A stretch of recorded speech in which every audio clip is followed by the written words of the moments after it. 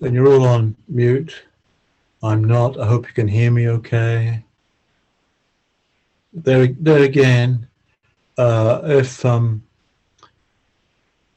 anything goes pear-shaped with the sound or the picture, don't ask me what to do. No, I mean, send a message through in your chat, and I'll see what I can do about that.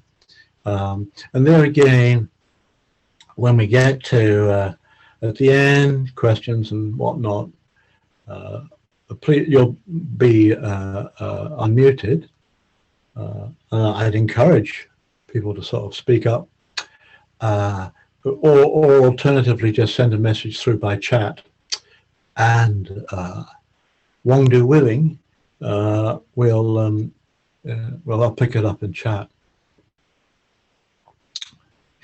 So, my usual kind of introduction. I'm prepared to bet that everybody's brought along the necessary equipment. I'm just looking around and I see just going along the line. Those people have got their cameras on, certainly got their equipment, because the essential equipment, got to the end now, the essential equipment that you clearly brought along for this to be a successful meeting is your body and your mind, actually. And you've all brought along your bodies, which is a good start, and your minds as well. And I just want to say that we've got a very large Buddha image here, at least I have. Oh, I can see myself as well in the corner. We got the perspective right. And anybody will do. You do not have to have a special body to do this practice. And it doesn't matter what your age is or physical condition or whatever. Anybody can practice mindfulness. Anybody can practice mindfulness. And in fact, one of the interesting things we can sort of discover and maybe let go of is our attitudes, preconceptions, and prejudices about our own body, actually. So anybody will do, and as long as you're not feeling horribly sick, you don't have to be fighting fit or anything like that. And whatever mind state you brought along this evening will do.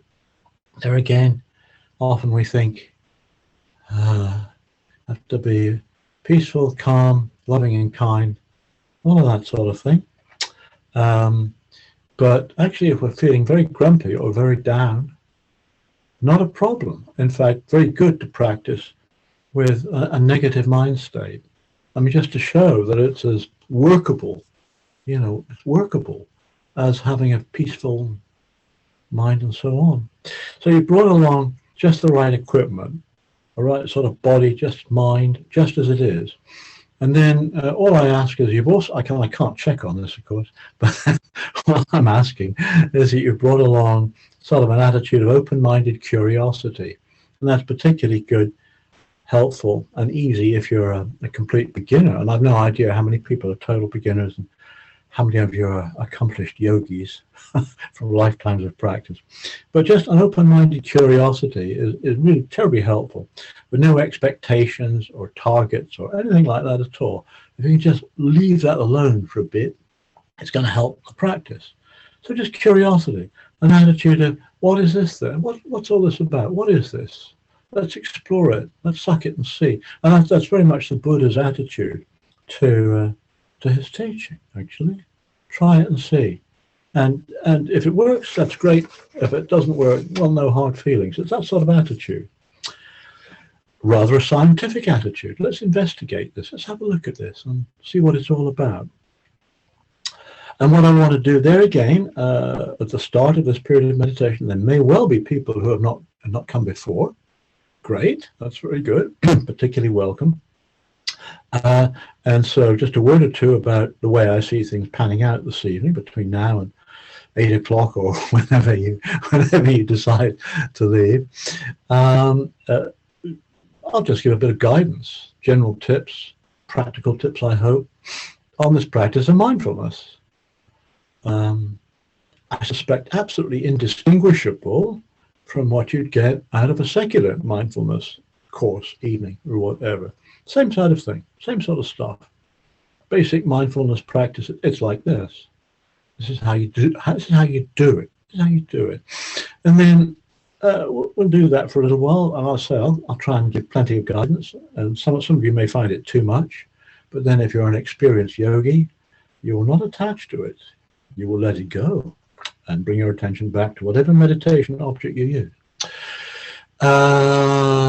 Okay. And then we'll take a little break, perhaps 7:05, 10, something like that.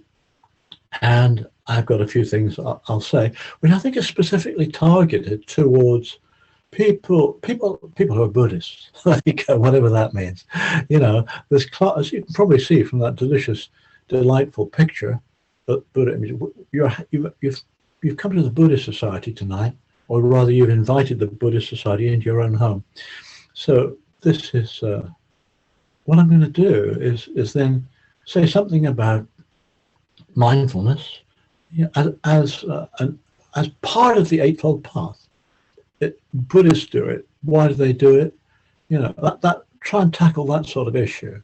So I want to say a word or two about that, and then I'll keep quiet until I'll think of a number, 25 to 8, and then we'll have questions and answers, and keep going certainly until 8 o'clock. I'm prepared to keep going till 8 o'clock. Something like that. So that's the program. And once again, I repeat, for anybody who's come in a little bit late, when it comes to questions and answers, you'll be unmuted, and so feel free to speak up, or if you'd rather send a chat through, that's just great, and you can do that, of course, at any time. So you've brought along the equipment, body and mind.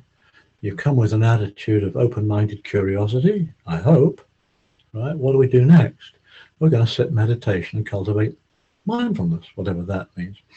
And so, to me, mindfulness is something we sort of do, we cultivate, and it's a practice which is a knowing practice, a noticing practice, but it's a non-attaching practice. So the posture, and I guess everybody's sitting, right? The posture is a posture which supports knowing, noticing. So it's an alert posture. It's an alert posture. So it's probably an upright posture. But it's not a forced posture, because that's not relaxed. Yeah, the easy part of mindfulness practice is actually noticing what's going on. The difficult part is stepping back from it. It's like relaxing from it. You know, stuff comes into the mind and we very easily grasp it, hang on to it, you know, make a big deal about it. And sometimes it is, by the way, and sometimes it is. But it's great to be able to let go of it. And a supportive posture to encourage letting go is a relaxed posture. So everyone's got it here has got to find a balance between an alert posture, which supports, you know, being sharp, being on the ball, noticing what's going on, and a relaxed posture, which is all about you know, ease, letting go, relaxed awareness. That's a good line, isn't it? Relaxed awareness. You know, so everybody can answer that to themselves. You know, aware, being aware, awake, but also relaxed. And we can experiment, and we do experiment, you know, every day. You know, we're learning how to cultivate this practice, I guess. So an alert, relaxed posture.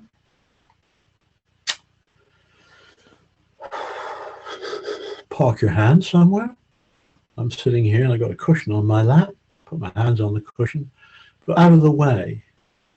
Get the hands out of the way. Because, you know, hands are very sensitive. They wander a lot, don't they? They go places. Just park them. Okay. And then everything's kind of balanced, I guess. Just make sure you're not kind of leaning too far to the side or forward or back, and not slump and not ramrod straight. You know, use the shoulders if needs be. And personally, I suggest closing the eyes, but you don't have to. Sit with the eyes half open.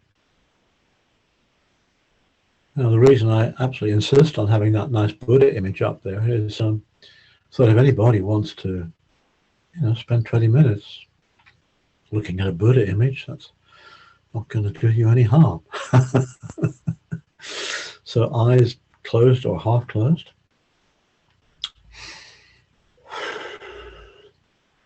And then I like to encourage, because I do it myself, I like to encourage spending a moment or two sweeping the body or scanning the body.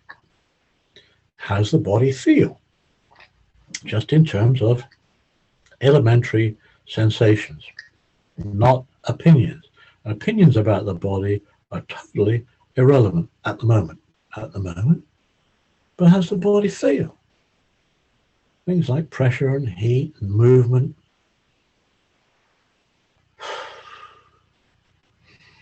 And there again, I always start with the sensations which are most kind of conspicuous, most noticeable. And this is the weight of the body sitting, backside on chair or whatever you're sitting on. Just notice that feeling. Heaviness, weight. They talk about the earth element, heaviness. That's what that is, the heaviness, the feeling of sitting. Feet are touching the floor. And if you're sitting on the floor, it's more than your feet. It's certainly your shins, maybe more. Just notice that contact there. Come up the body. What do we notice next? Well, the feeling of sitting again. And probably we notice the breath in the abdomen, in the belly. Breathing in and out. You feel that rising and falling sensation in the stomach. Hands, they're touching something, aren't they? That touching sensation or that clamminess. Very sensitive, very sensitive. Where are other big sensations? For me, shoulders. And with the feeling of the breath in the belly or with the shoulders, it's where we pick up a bit of stress. And I encourage us to relax. I mean, not, the posture is being alert, but actually relax at the same time. So if it's been a kind of a hectic few hours, relax. Let the breath go. Relax the shoulders.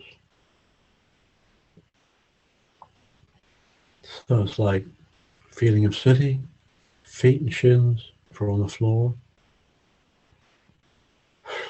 Belly, hands, shoulders. Can't miss that lot. And now we can refine things a little bit. I mean, here's really advanced practice, actually. Notice these big sensations. Just check it out again. Feeling of sitting, the breath in the body, the hands, the shoulders. Put the attention on the top of the head, on the crown of the head. Is there anything there? I mean, a sensation. And if there's not, notice the feeling of no feeling. Interesting. And then gradually let the attention sweep down through the body, the scalp, anything at all, forehead. Are we trying too hard already? Relax. There's nothing to get in a conventional sense in this practice. Nothing to get. Take it easy. Relax. Don't furrow your brow. We're not passing exams tonight. It's not that kind of concentration, really. Breath on the nostrils. Warmth of the room on the skin of the face. Anything around the ears. If the eyes are closed, the eyelids touching. Be aware of the eyelids touching, as well as the sensations around the eyes. Nostrils, lips touching, unless you've got a cold in the nose. Close the mouth, but don't clamp the jaw shut. Or at least, if we are clamping the jaw shut, notice that tension in the jaw.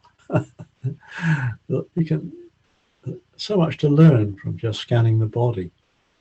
Oh, gritting my teeth. don't have to do that. Saliva in the mouth, tongue, neck and shoulders. Run the attention down the spine. Are we leaning against something? Be a bit careful about leaning against things. It's all right to do it if it's kind of supportive, but if it's just, an alternative to staying awake, that's not a good idea. Small of the back, maybe tuck it in. Down to the tailbone again. Shoulder blade, go up to the shoulder blades. How about checking out the arms now? Left arm, left shoulder. Left armpit. Left upper arm. You notice already perhaps the clothing touching our skin. Around the elbow, left forearm, sensations there. Left wrist, back of the left hand. All those fingers there. And the palm of the left hand, touching something or nothing. Feel the warmth in that clingy palm. Up that left arm, past the elbow, into the shoulder, across the shoulders, down to the right arm. Be aware of the shoulder, the armpit, upper part of the right arm, clothing again, touching, elbow, inner part of the elbow, the outer part of the elbow, the forearm down there, to the right hand, the wrist, the hand, the palm of the hand, the fingers of the right hand, and then back up, that right arm, to the elbow, over the armpit, over the shoulder, and then bring the attention across the front of the body, the collarbone, at the front now. Just move the attention quite deliberately from the right shoulder across the chest, front to the left shoulder. And again, I sometimes hunch up that way, and I don't really need to do that. It's a sure sign that, it's a sure sign that I'm hunching up. I don't want to do that. Just notice that. I can do something about it, like lean back, relax. Dive into the upper part of the body and feel the ribcage expanding and contracting. Breathing in, breathing out. And really we're just noticing the touch of the clothing against the chest. How's the pulse? How's the heartbeat? It's like it is. It's like it is. Just like this. The subtext of mindfulness for me is, it's like this. That's the answer to the question, how are things? What's it like? It's like this, just as it is. That's the heartbeat, it's just like that. And then down into the belly, the pressure of the waistband. Any sensations in there? Hungry sensations? Feeling stuffed sensations? Just be aware of that. It's like this. And then into the pelvis, around the pelvis, lower abdomen. Anything happening there of interest tonight? Going down on the left leg side, left leg, left hip, happy left hip, unhappy left hip. It's like this. Just notice it. And then the upper leg, left leg, thigh, to the knee. Bit of a stretch if we're sitting on the floor. Back of the knee, front of the knee. Down the outer part of the shin, the calf, left foot, around the heel, probably touching something. Arch of the foot, ball of the foot, toes, Waggle your toes. Notice they're there. They're like this. Back of the foot. Up that leg again. There you go. Past the knee. The thigh. Into the hip. I just noticed that the pressure of the left buttock there as we're sitting on something. Across the lower abdomen to the right hip. You can feel the sensation of sitting, that right buttock. And to the right thigh. And then that knee, right knee. How's it doing? It's like this, isn't it? And then down the shin, the calf, right heel, arch of the foot, toes, give them a wiggle, feel like that. Back of the foot, up again, up that leg. There you go, up to the trunk of the body again. Full body scan. So that's what the body's like tonight. It's like this, just as we've experienced it. And any temptation to embellish it with opinions, judgments, evaluation, you don't have to do that. You really don't. And whether you like it or anybody else likes it, that's just thinking. Just think. Tonight, the body is a mass of sensations. It's like that. How's the mood? How's the mind? Upbeat, downbeat, fed up, happy as Larry,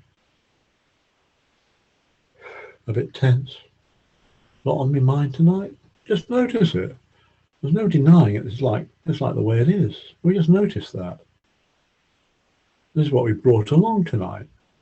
You know, it's kind of interesting, isn't it? Not trying to figure it out, but just it feels like this. A worry feels like this. Peace of mind feels like this. And thoughts will come and go, and we just notice them, actually. And when thoughts come and go, they'll probably trigger emotions. Notice that. And they may manifest in sensations in the body. We all know that. You know, a fearful or an angry thought registers in the body usually, doesn't it? We just notice that. This is nature study. This is nature study. That's all mindfulness is, really. Noticing and letting go. Noticing and not attaching. Stepping back a fraction. Just observing what's going on. A meditation object helps. We've just done one meditation practice, scanning the body. You can use that all the time, actually. But then there are many other meditation objects besides we can pick up tonight. Feeling of breathing. Where do we notice it? Wherever. Belly. Nose. I use the nostrils. Touch of the breath on the nostrils. Bit of an anchor there, isn't it? And I'll refer mostly to that meditation object.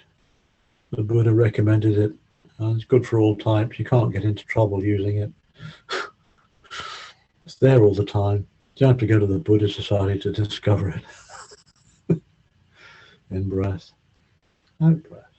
But there are other meditation objects which I'd encourage you to use if you're happy with it, like a mantra.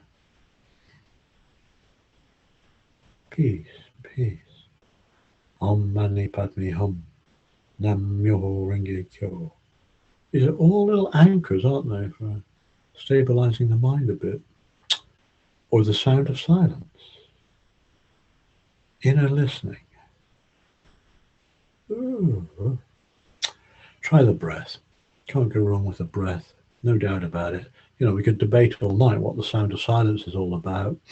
But everybody here knows intimately well, from years of practice, the breath feels like this. We breathe in and out. It's a great meditation object because it's pacifying, it's calming. You know, if we've got a cold or something, it's tough. Maybe we should do something else. Another meditation object. Doesn't mean we can't meditate. It just means not use the breath tonight. It's as simple as that. But it's calming, potentially calming and pacifying. You really get into it, actually. Following the breath, breathing in and out. So one of the benefits from this practice is just calming down a bit. Calming down a bit. It's lovely. It's called peace of mind, isn't it, really? But the only downside of that is it's difficult as well. The breath is peaceful and tranquilizing. And the monkey mind likes stimulus. Anything but that boring breath. And that's not a fault. That's how we're set up. That's how we're wired, you know. That's part of our nature. So we study that. Noticing the movement of the mind, going places, the attention wandering. And here's the magical thing about the mind. We can pay attention to the attention. We can attend to the breath. And then when the attention wanders, very honest, there we go again. You notice that. It's not on the breath anymore. It's wandered to a thought, a memory of what happened the day before yesterday, a plan for 9 o'clock this evening, whatever. It's gone places, isn't it? And this is the magic part of this practice. One of the many therapeutic benefits is, you know, we can detach from that if we want to. It's all optional. If you want to let go of the thought, you can do. And what we do is we deliberately point the attention back to the feeling of the next breath.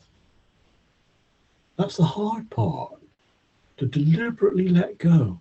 You notice how we're set up to cling, to hang on to proliferate around. One thought becomes another thought, blah, blah, blah, blah, blah. And that's quite interesting. But it's not exactly peace of mind, is it? I notice what the mind is doing.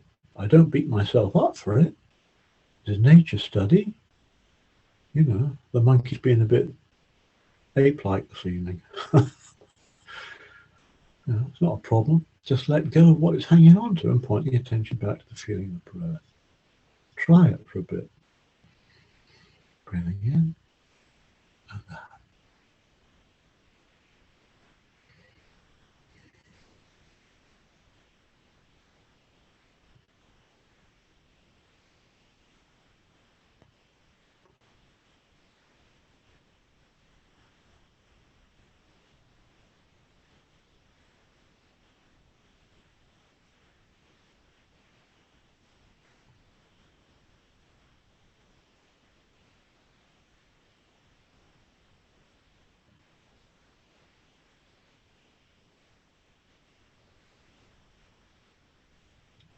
And maybe paying a bit more attention to notice that a breath has a beginning and an end. In fact, an in-breath has a beginning and a middle and an end. And an out-breath has a beginning and a middle and an end. And sometimes the breath is short, sometimes it's long, sometimes it's deep, sometimes it's shallow.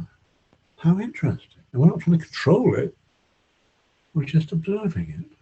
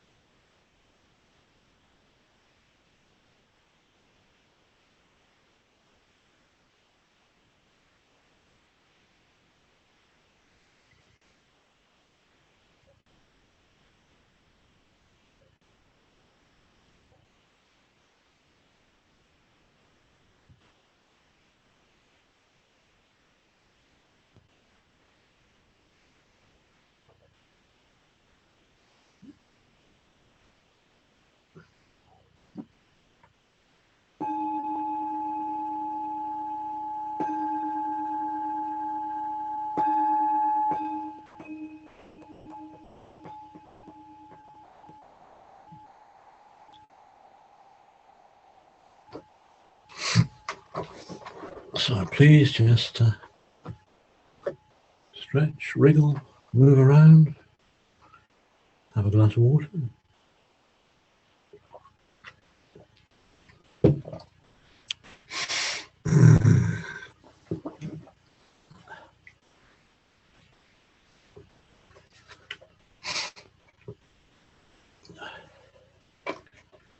Somebody asked, well, actually, it was some very good questions last week. And one of them was a question which actually we all ask, is sort of inevitable, which is, how do I know I'm making progress with this practice? I've been doing this for a week, I've been doing this for a year, I've been doing this for a few lifetimes. How do I know I'm making any progress? And I'm very wary about this concept of progress, to tell you the truth. And so I think I said something like, well, we know the magic is working when other people say something like, you're an easier person to live with, be with, all that sort of stuff. Because, like, be careful, this practice does affect behavior. Yeah, it really does. So when somebody else recognizes that, yeah, you're not such a pain as you used to be, yeah, then the meditation is working. You're making progress. I mean, another obvious comment to make on this is, well, when we do sit down to meditate, and the mind kind of, it's easier for the mind to kind of calm down and settle. Yeah, okay, you could call that progress if you like, just sort of settling down.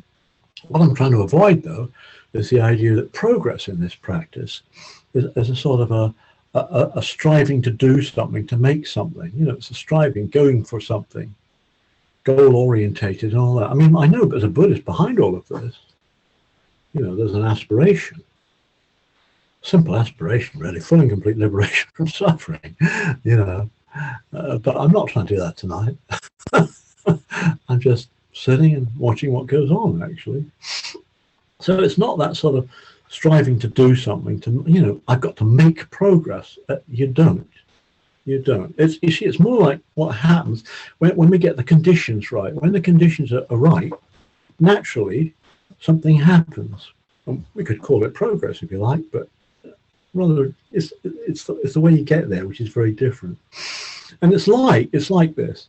If you want to grow a flower or some fruit or something, you got to plant a seed. You got to get the soil right, stick the seed in, make sure it's watered, and then it's like things happen. And there's a shoot and a stem and some leaves and a flower and some fruit. From seed to flower or seed to fruit. That's what happens when the conditions are right. And you wouldn't normally talk about progress in that context. You wouldn't sort of call that progress.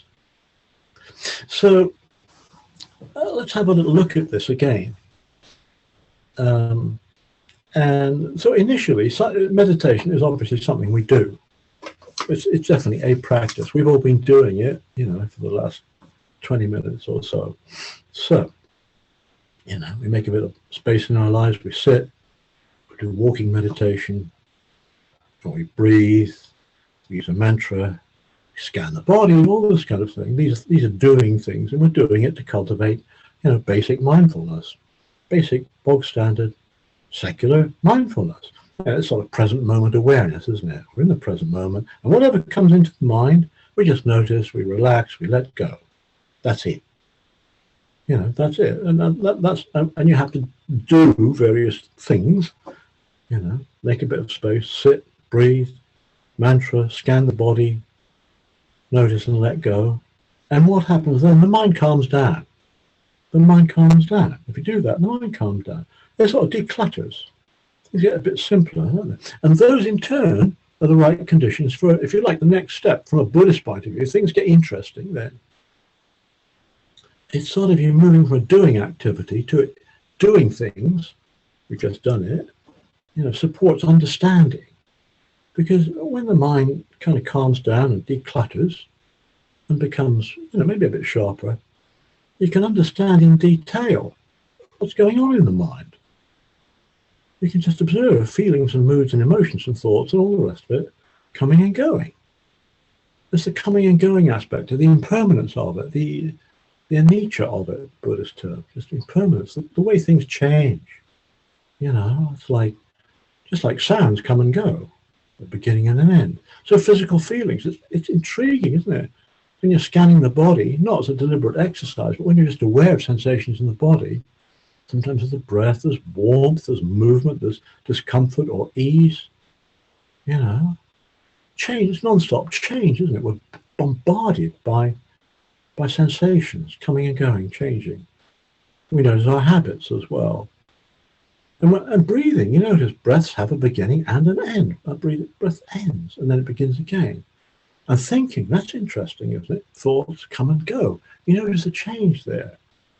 And it's very interesting to deliberately notice the beginning of a thought, the end of a thought. That's interesting. A thought about something has an end. You might have to let go of it and relax a bit, but it can end. And then notice the impulse to think again. We keep on thinking. Here's a secret, because we want to think. We actually want to think. We're attached to thinking. So we notice that. We notice these deep habitual patterns of how we're set up. It's sometimes fascinating to observe the absence of thought.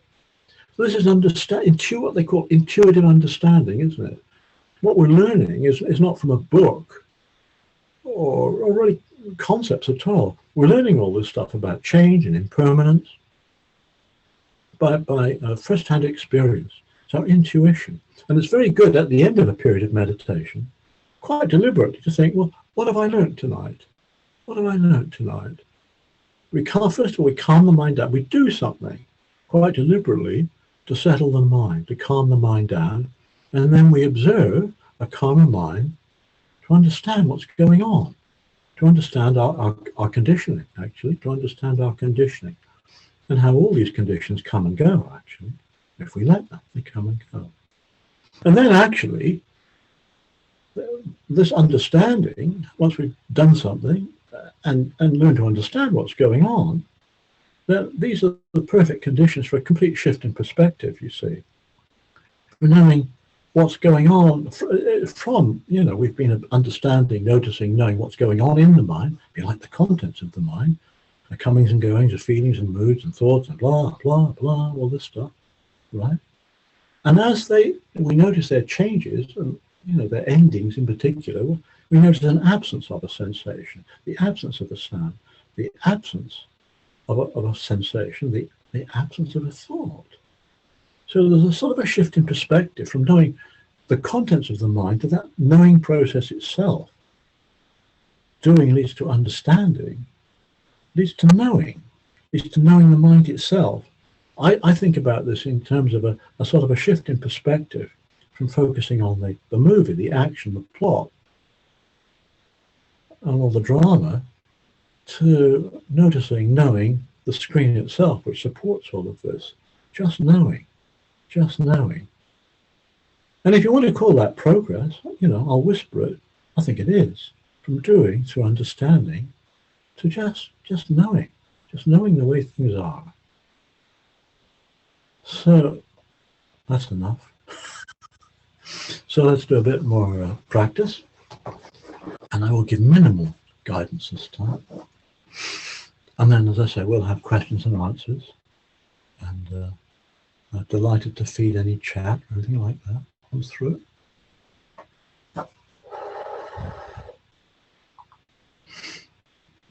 So even though I'm not going to say much, I will just mention, go through the basics, set the body up, remind ourselves it's helpful to be alert and relaxed, to adopt a posture which supports those conditions. To be aware of sensations in the body and how things how the body and mind have changed as a result of maybe, things that have happened, me saying something possibly, or you moving around or whatever in the last 10 minutes. Oh, it's like this. You notice that. settling down, picking up the breath. That's what we do. Picking up a meditation object, settling into the practice, breathing in and out. Sound of silence, there it is.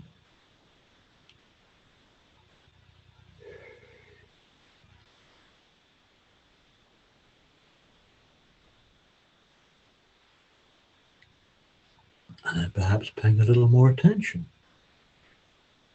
fine-tuning the practice a little bit. Beginning of a breath, middle, end. In-breath begins, middle, end. Out-breath begins, middle, end. Longer, shorter, deeper, shallower. Just notice that.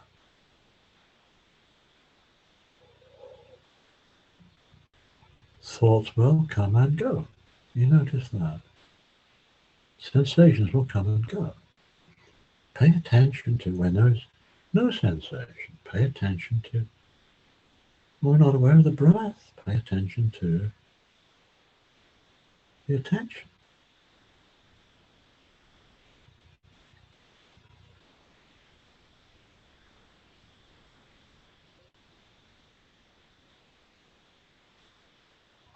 And just remind ourselves that all our experience is happening in the mind. There's awareness there, there's knowing there. And even the thought, I am knowing this is a thought.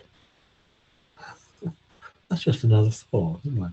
Another conditioned thought which comes and goes. What remains is that knowing.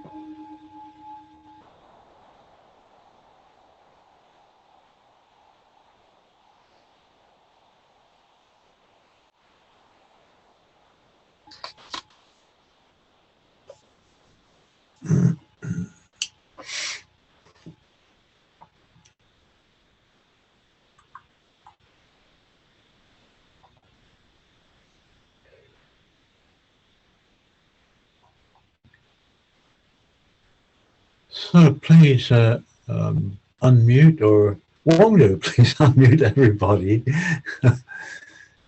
so that you can handle questions. And let me just, before we sort of get going with, I've got a few chats actually by the way here, before we sort of get involved in the discussion, and let me just make one special announcement. Next week, our good friend Ajahn Barry Subhaddo will be leading the class, and he's rather, as the name suggests, he used to be a monk. That's it. The monastic name was Subhaddo.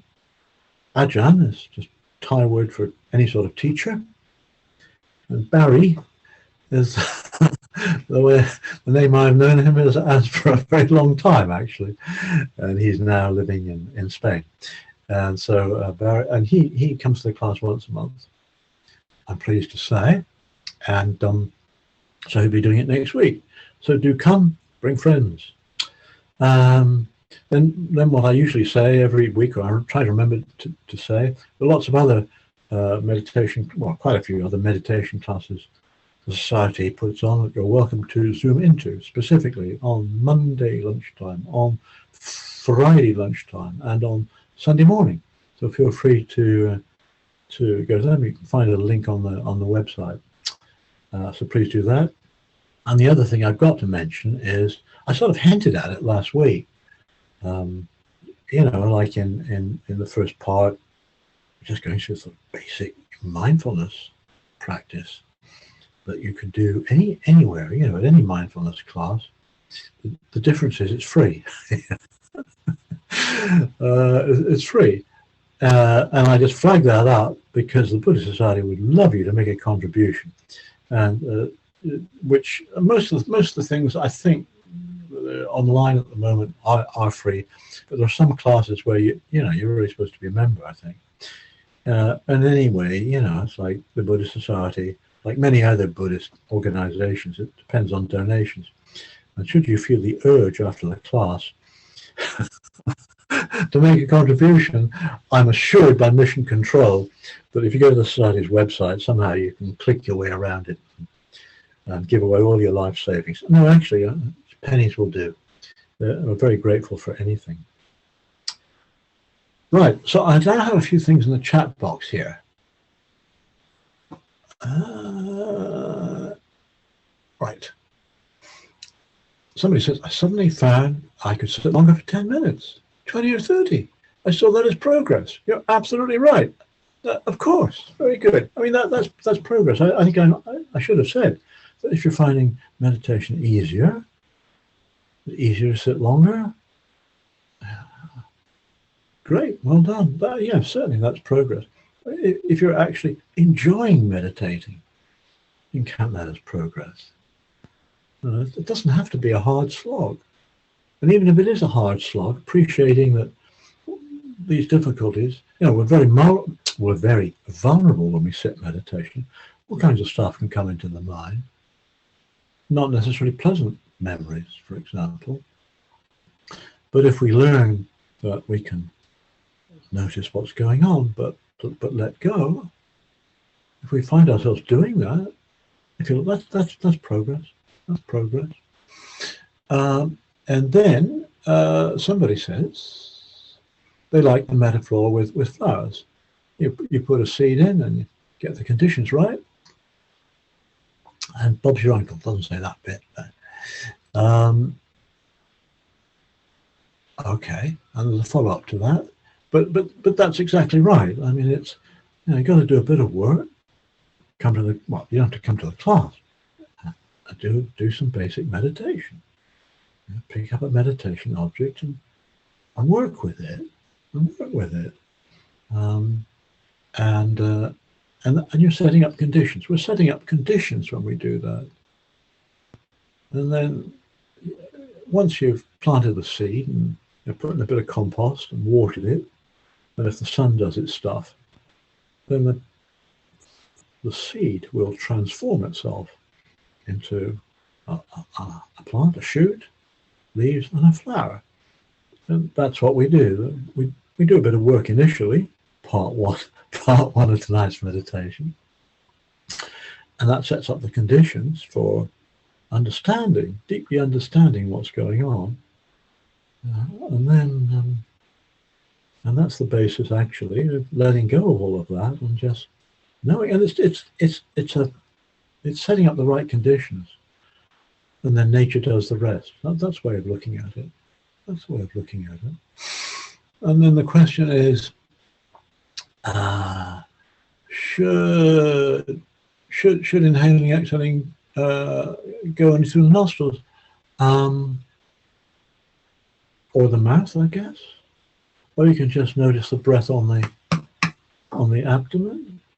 That's okay. That's okay.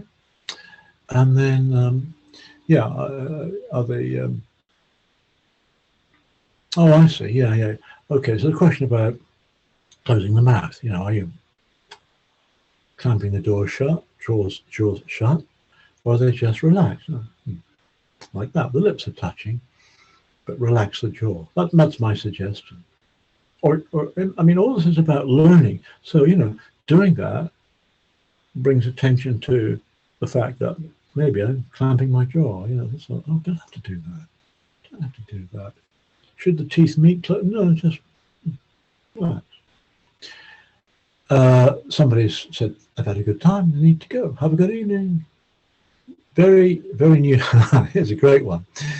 Very new to this. How do you avoid slipping into sleep? It's a balancing act, isn't it? It really is a balancing act. So it's alert, relaxed. You've got to get it right.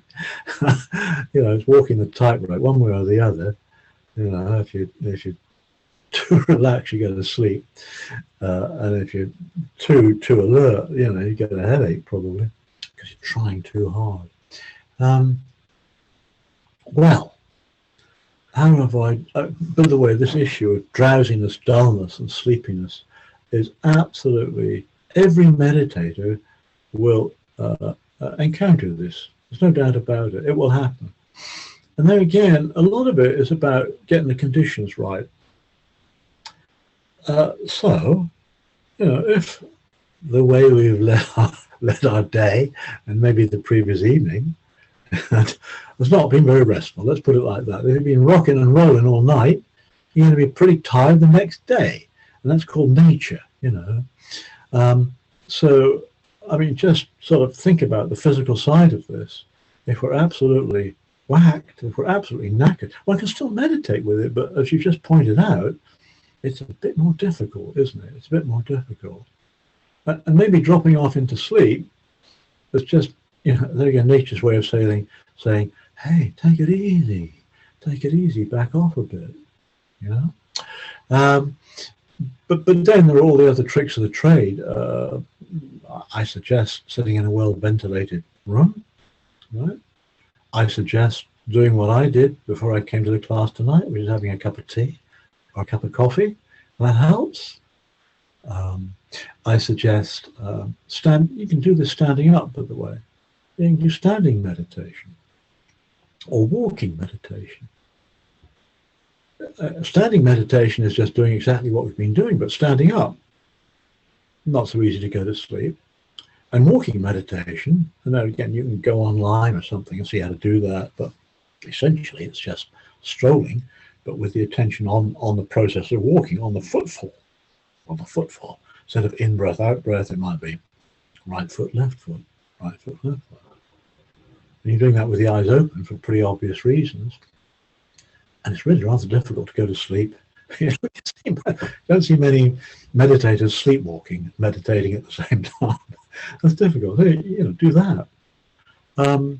Or another way of slipping into sleep is just, and this is a bit, kind of brutal now. It's like, bring to mind why we're doing this anyway. Why are we doing this? And I don't know why. I mean, I can tell you why I'm doing it. I can't tell you why you're doing it. But I'm doing it because for the reasons I got into Buddhism, old age, sickness and death, frankly. A good reflection. I mean, I don't want to depress anybody tonight, so all the way along the line, ignore everything I say, if that makes you better. But I'm getting older. I suspect I'm probably the oldest person in the Zoom room. I don't know. And life's getting shorter. And maybe this is my last night, you know. But then maybe I die during my sleep, you know. And that's quite a reflection, you know. It's like, I'm not going to go to sleep now. If I go to bed thinking that, I may not go to sleep at all. But, you know, it's kind of scaring ourselves a little bit. So there are all kinds of methods for not going to sleep, for not falling asleep. I mean, in monastics, they've got all sorts of things. Let me just show you one thing they sometimes do. They get a book. This is a little pocketbook, little diary, and I'm going to sit there with it on my. You see the problem here, right? You sit with it on your head. It'd be bigger than this. You'd sit there on your head, and then you'd meditate, and you keep very, very still.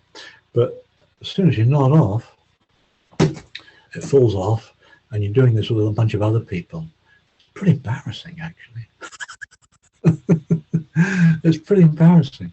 So all kinds of tricks like that. It's not easy. It's not easy. And I have no complaints against people who just get into meditation in order to relax, actually. Relaxation is not the same thing as mindfulness meditation. But if you're really uptight and you come to a period of meditation and you do completely relax and you forget all the alertness about the posture and you're really at ease and you doze off a bit, maybe that's what your body wanted you to do anyway, you know? There again, all the time, I mean, go back to basics, go back to the posture, get a nice alert posture. All these kind of tips. I mean, I hope that helps. But, you know, you've joined the meditation club and dullness, drowsiness is part of it. A bit more advanced practice on that. Make dullness and drowsiness the object of meditation. You see, normally we sort of resist that kind of thing. Meditators should not nod off, right? Well, wait a minute. I started nodding off. Why don't I make that the most interesting thing in the world, you see? Look at it. What's it? Not why am I drowsy, right? You know, don't remind yourself of that late night. But what's it like now to feel absolutely tired? Because normally when you're tired, you're just under the duvet or back in the chair or whatever, and you're out. But investigate that. What's it like? Okay, so I can tell you what it's like for me if I'm feeling drowsy, actually. I mean, I just noticed that the head slumping down a bit. There's heaviness, you know. I just noticed that. And so I'd sit with the eyes open, you see. I wouldn't, if I was pretty tired, I'd sit with the eyes not just half closed, half open, but wide open. Whoa, you know. And be aware of sensations in the body. This is what dullness is like. And when you notice that, you can do something about it, you see. Oh, I'm slumping. Okay, I've noticed that. And pull myself up a bit.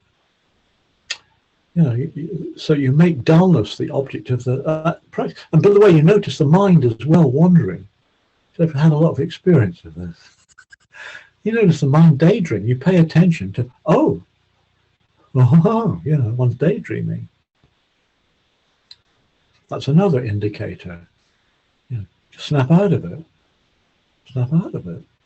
Back to sitting with my eyes open and bringing attention to sensations in the body or the breath or whatever. I think that's all I've got in chat. Everybody is potentially unmuted. So would anybody like to either send another chat through or ask a real live question?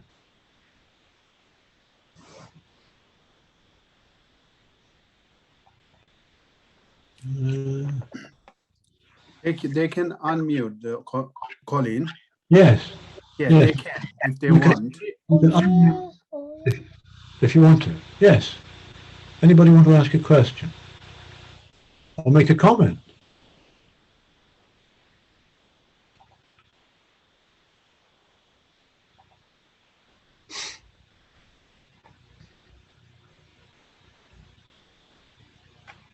Well, nothing more has come through in the chat.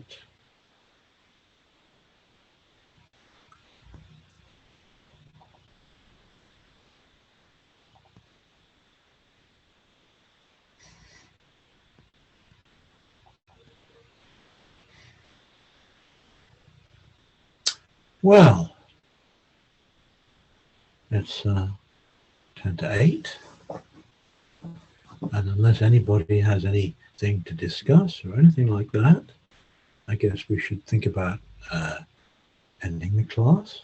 The important thing is to come next week because, as I say, Barry, our friend Ajahn Barry, is going to be here, and he's bringing just a wealth of experience. I mean, he's been meditating quite a long time actually, as I have. But the difference is he's been in the rope. He's been a monk in the Thai forest tradition for I don't know how many years, over 10 years, right? And before that, he was a senior member, a senior student in the Society Zen class as well. So he comes from that perspective as well. So he can talk about,